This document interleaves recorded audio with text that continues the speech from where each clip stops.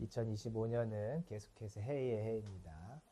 이 해의 해에 성령의 충만함이 꼭 우리에게 임하기를 원합니다. 5월은 단무주월이죠. 잃어버린 것을 찾고 또 왜 잃어버렸는지 원인을 찾고 그리고 말씀에 기둥을 세워서 하나님께서 그 잃어버림의 슬픔을 기쁨으로 바꾸시는 시작이 되는 이번 7월달 단무주월이 되기를 소망합니다. 자, 오늘은 주 여호와 만군의 하나님이라는 제목의 말씀을 전합니다. 아모스 3장을 보면 여호와의 이름이 세 가지로 나옵니다. 첫 번째는 여호와입니다. 여호와는 언약의 하나님이시죠. 그 언약의 하나님으로서 우리에게 원하시는 것은 동행하는 겁니다. 왜 언약을 맺었는가? 그 하나님이 나와 함께하기 위해서. 하나님이 나를 찾아오시는 것은 동행이 목적이지 일이나 무언가를 하는 것 그것이 목적이 아닌 것이죠. 이렇게 하나님과 동행을 할 때 우리가 기억해야 될 것이 있습니다. 바로 주 하나님입니다. 주 하나님은 주인이신 하나님이라는 의미가 있죠. 동행하다 보니까 내 안에 있는 죄성들이 자꾸 나타나는 거죠. 그래서 그 하나님과 동행할 수 없는 상황들을 발견합니다. 그때 주 여호와를 기억하면서 그래 내가 주인이신 여호와께 순종해야지 그의 말씀대로 함께 해야 내가 동행할 수 있지 이것을 깨닫는 것이죠. 만약에 이 깨달음이 있음에도 불구하고 돌이키지 않고 계속 반복해서 동행을 깨트리는 계약을 깨트리는 불순종의 삶을 살면 그때 만나는 하나님은 주 여호와 만군의 하나님입니다. 천상과 천하의 모든 군대의 주인이신 만군의 여호와 그분을 만날 때 주님은 우리를 징계하시고 심판하시죠. 언약대로 계약대로. 그래서 다시 계약의 자리에서 온전히 동행할 수 있도록 하시는 분이 바로 주 여호와 만군의 하나님. 아모스 3장에서 하나님이 우리에게 말씀하시는 것입니다. 오늘 말씀을 통해서 이 하나님, 이 세 가지 모습의 하나님 중에 난 지금 어떤 하나님을 만나고 있는지 한번 돌아보고 또 궁극적으로는 여호와, 즉 동행하시는 하나님을 만나는 우리의 인생이 되기를 소망합니다. 그래서 마침내는 동행하는 복을 넘어서 다른 사람들도 그 동행의 자리를 이끌 수 있는 구속사에 쓰임받는 한 주간 되기를 소망합니다. 자, 1절 말씀 한번 읽어볼까요? 1절입니다. 시작. 이스라엘 자손들아 여호와께서 너희에 대하여 이르시는 이 말씀을 들으라. 애굽 땅에서 인도하여 올리신 모든 족속에 대하여 이르시기를. 하나님께서 말씀을 하세요. 이스라엘 자손들아 하면서 자신을 소개하시는데 아모스는 첫 번째로 3장에서는 여호와 하나님을 소개하죠. 하나님이 나를 여호와로 좀 드러내라고 말씀을 하신 겁니다. 하나님께서 모세에게 자신을 드러내실 때 나는 아브라함의 하나님, 이삭의 하나님, 야곱의 하나님이라는 말씀을 하세요. 이것은 언약의 하나님, 내가 약속 맺고 너희와 함께하고 있지라는 의미입니다. 그래서 여호와는 약속, 언약과 관련된 이름이죠. 그리고 하나님께서 지금 아모스를 통해서 자신의 이름을 여호와로 표현하시는 이유가 있겠죠. 목적이 있겠죠. 그것은 뭐냐면 나와 너희는 언약 관계야. 나와 너희는 같이 있는 약속을 맺은 언약 관계야. 이거를 보여주려는 것입니다. 자, 1절을 더 보시면 이 말씀을 들으라 하면서 애굽 땅에서 인도하여 올리신 모든 족속이라는 표현이 나와요. 그럼 여기서 말하는 애굽 땅에서 인도하여는 모든 족속은 누구를 말할까요? 이스라엘이에요. 그 모든이라고 되어 있으니까 또 있나 생각할 수 있는데 물론 이방 나라 잡족이라고 다른 나라 사람들이 함께 다른 민족들이 함께 나오긴 했는데 여기서 말하는 모든 민족은 12지파를 말하는 거죠.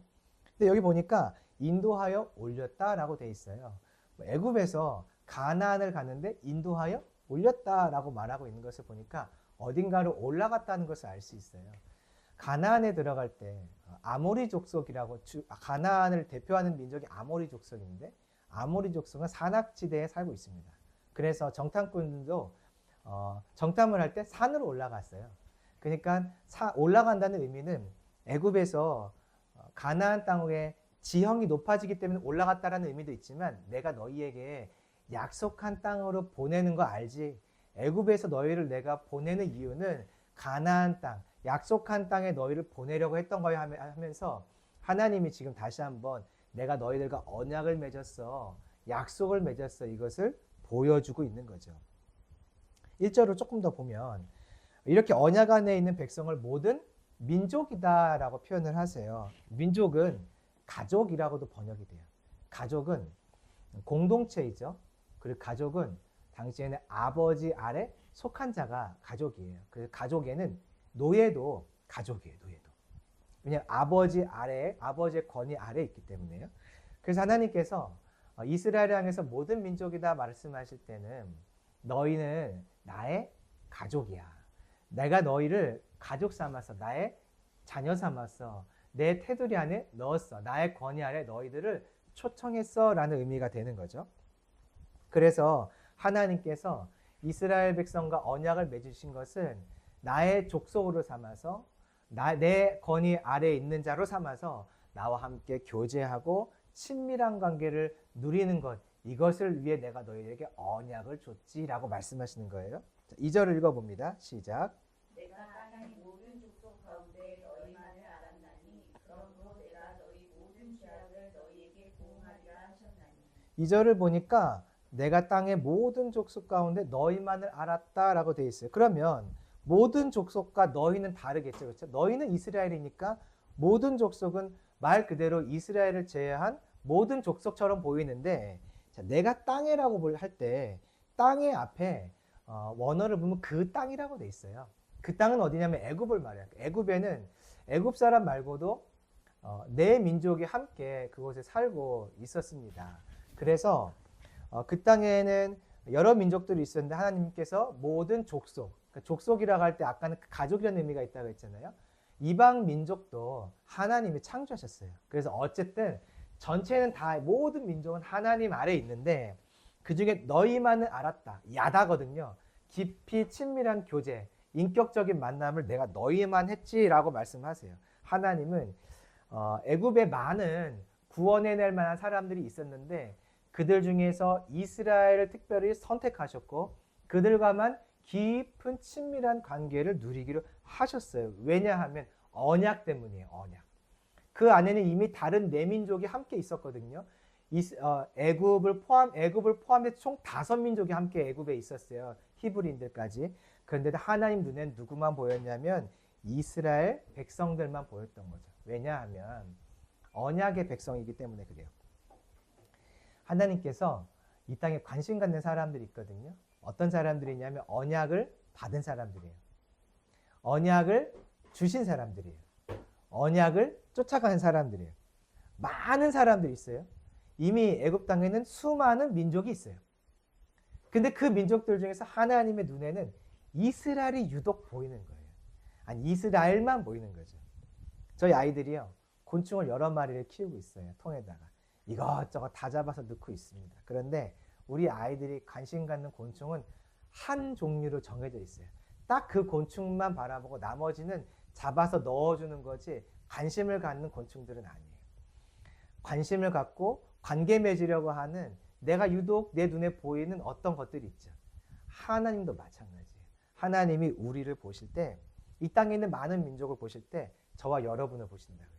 오늘 주일 이 아침 하나님이 이 땅에 있는 수많은 인구들 중에서 저와 여러분을 보신다는 거예요. 왜냐하면 언약을 주셨고 언약을 받았고 언약을 향해 살아가는 언약을 소유한 자가 하나님의 눈에 집중되어 있기 때문에 그렇습니다.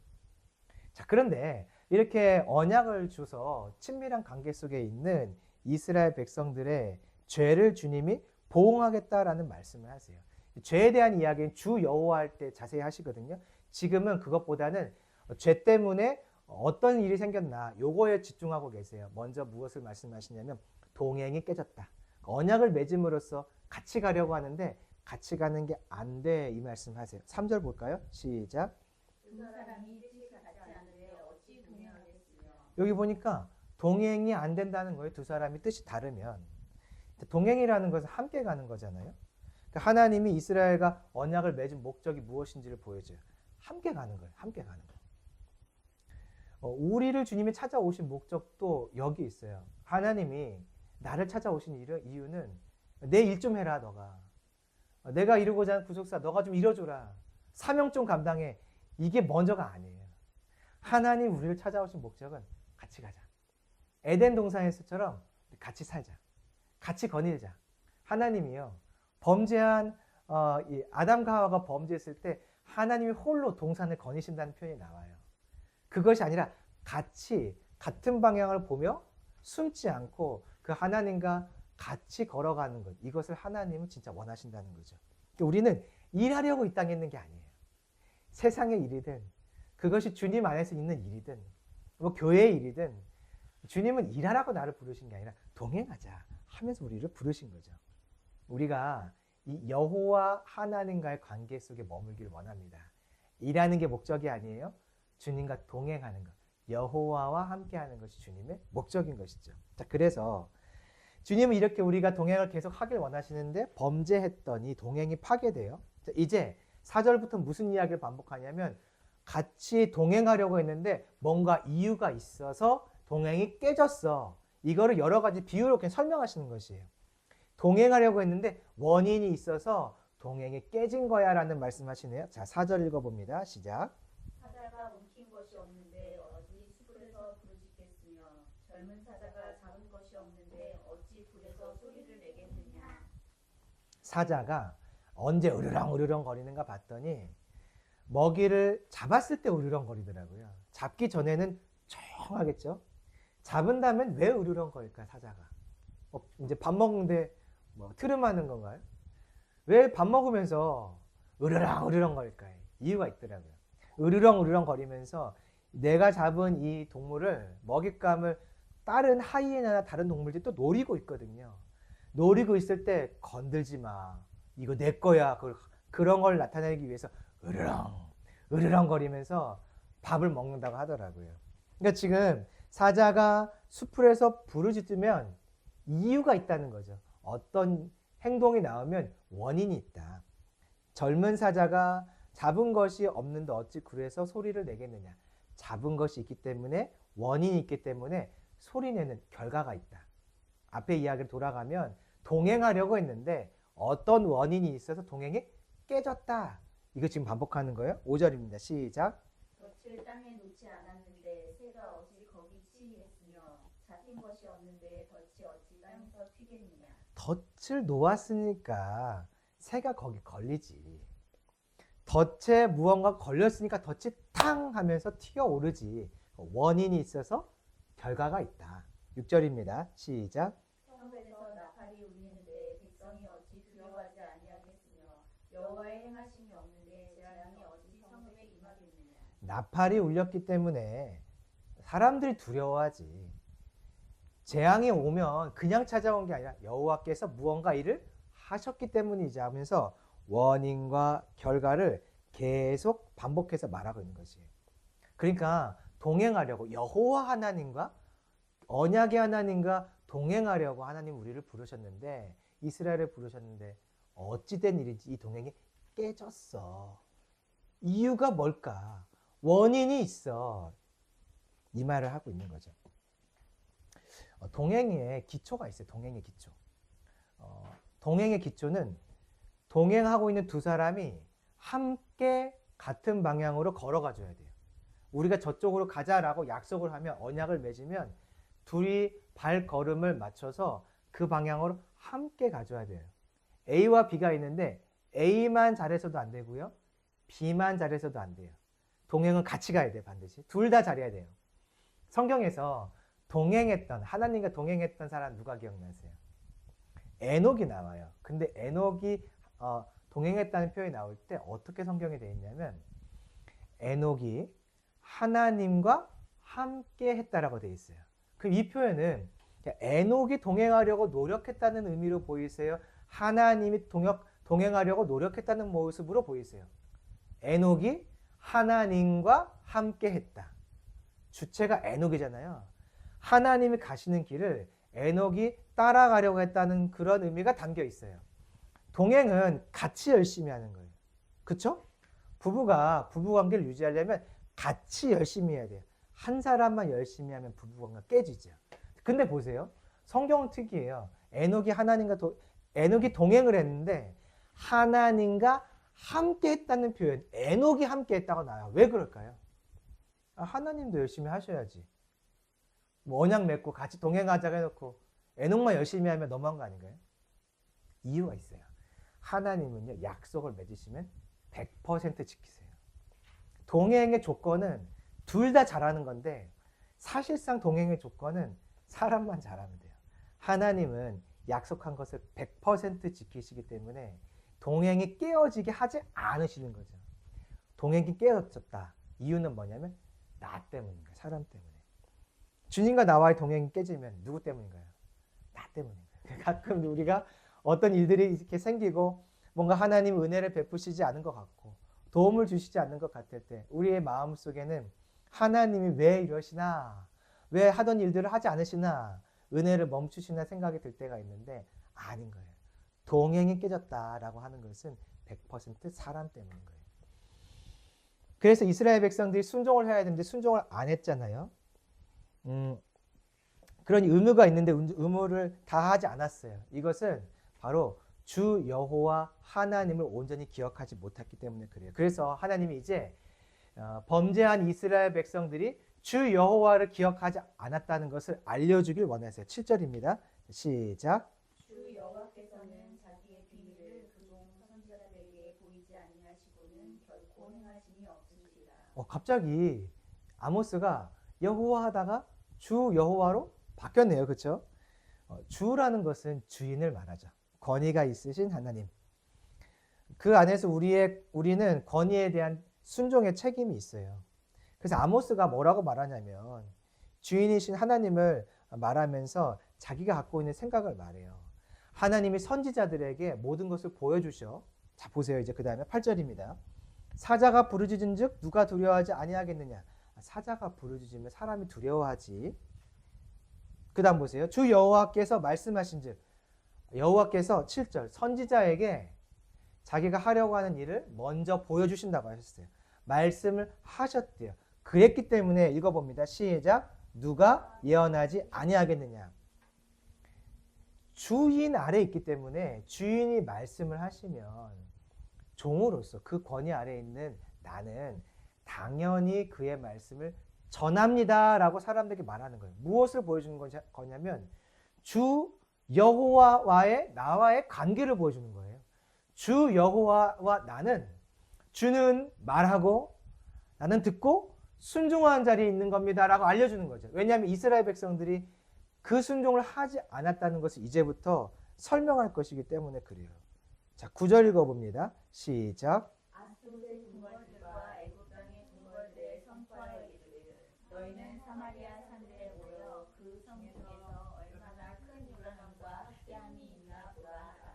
먼저 이방 나라를 불러오래요. 아스돗, 애굽에 선포해서 사람들을 오라고 해라. 사마리아 산에서 모여서 그 성중에 이스라엘 사마리아 성을 말하죠. 이스라엘, 북이스라엘. 그 성중에서 얼마나 큰 요란함과 학대함이 있나 보라 하라. 무슨 얘기냐면 이방 나라가 와서 이 북이스라엘을 보면 야, 저 사람들은 해도 너무하다.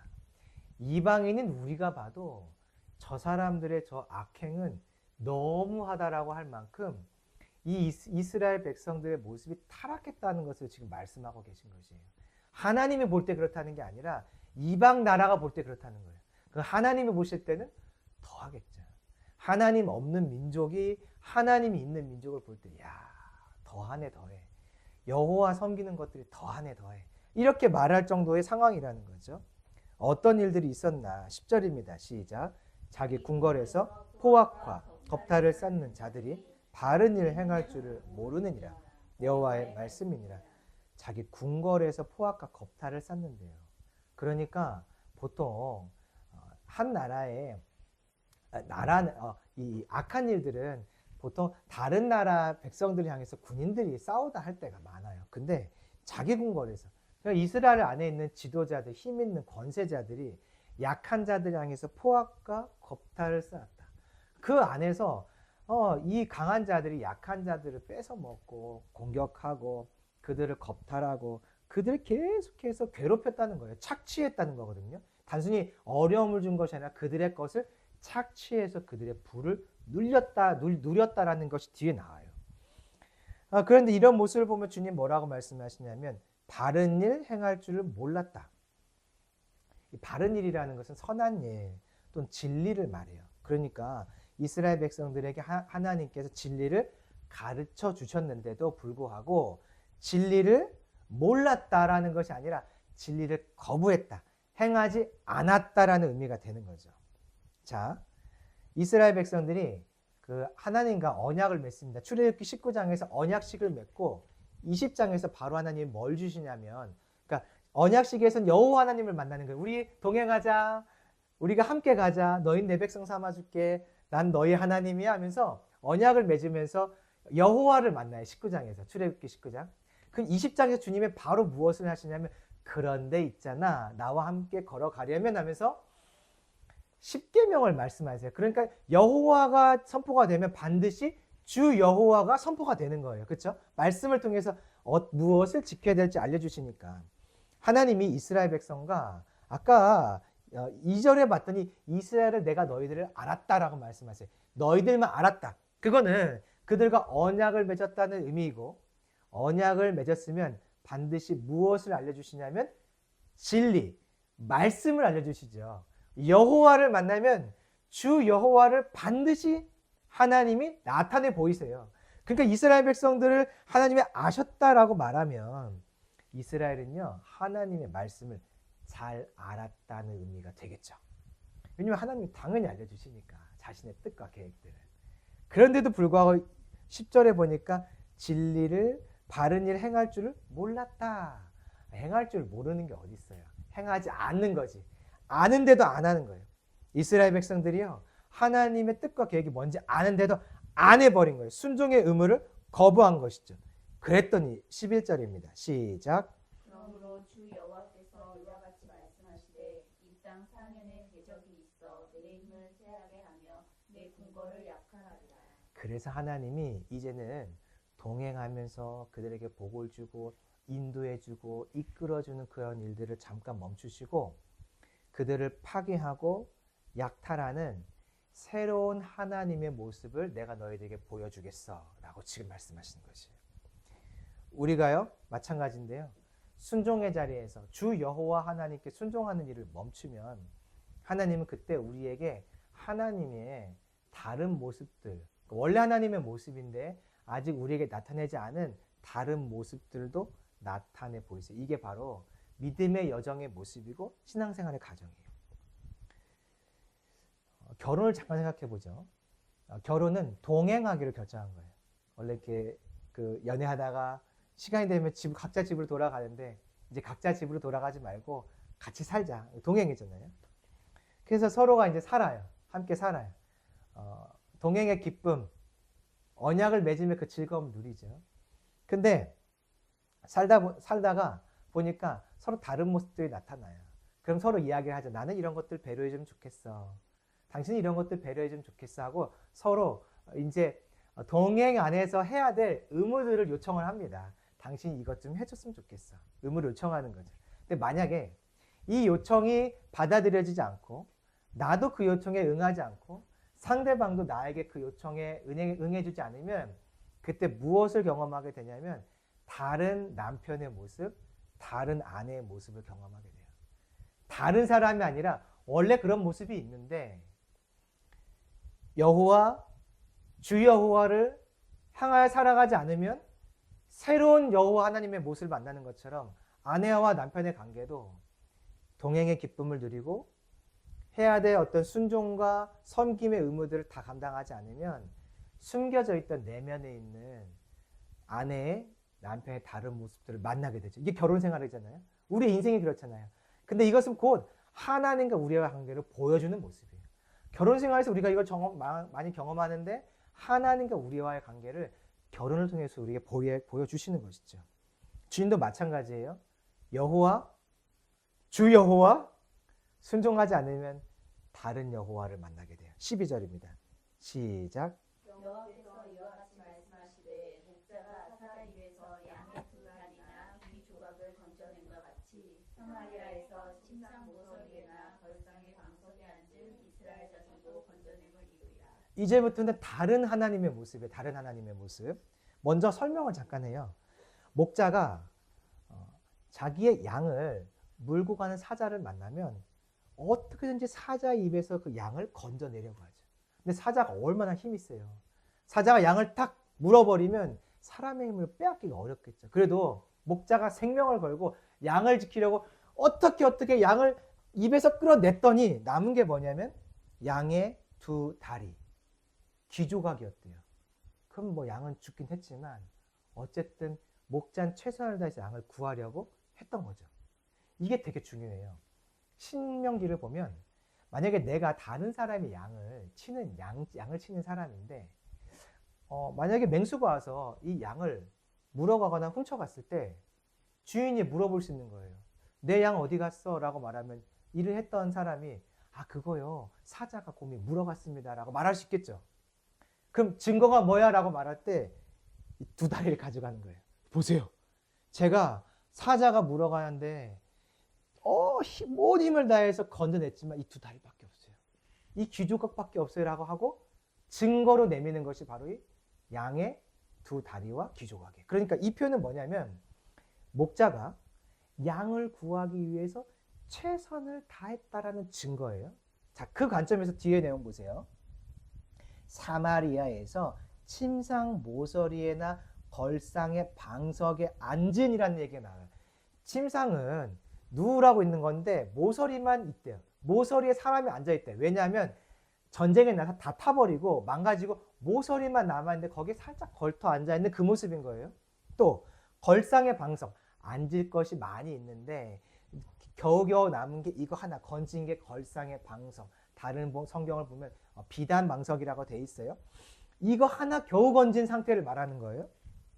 거기에 앉은 이스라엘 자손도 건져냄을 입으리라. 이게 뭐냐면 심판받고 겨우 이거 남았어 그 뜻이 아니라 하나님께서 목자로서 2장을 보면은 나시린을 보내서 삶을 통해 그들을 교육하시고 선지자를 통해서 소리를 듣고 음성을 듣고 그들을 돌이키도록 계속 하시는데 사람들이 선지자를 말하지 못하게 만들고 나시린에게 포도주를 먹여서 하나님께서 그들에게 주는 메시지를 막아버리죠.